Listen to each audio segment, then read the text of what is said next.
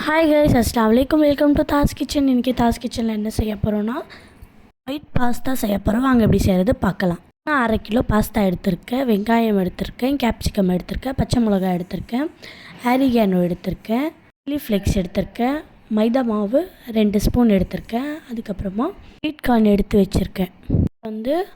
தண்ணி நல்லா சூடான உடனே உப்பு அதுக்கப்புறமா ஆயில் போட்டு நம்ம இந்த பாஸ்தாவை போட்டு நல்லா வேக வச்சுக்கலாம்.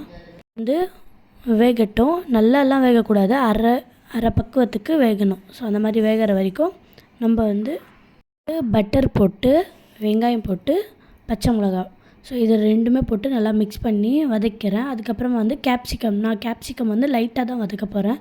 இப்போ நான் எடுத்துட போகிறேன். இந்த மாதிரி வந்த உடனே நம்ம எடுத்துடலாம். இப்போ அதுலேயே திருப்ப நான் பட்டர் போட்டேன்.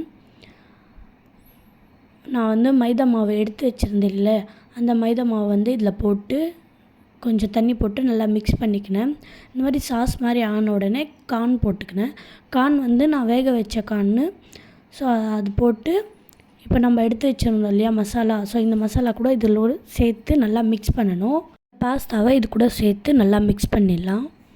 நான் இந்த பாஸ்தாவை இதில் போட்டு நல்லா மிக்ஸ் பண்ணிட்டேன். சில்லி ஃப்ளேக்ஸும் ஆரிகானோ நம்மளுக்கு எவ்வளோ தேவையோ அவ்வளோ போட்டுக்கலாம்.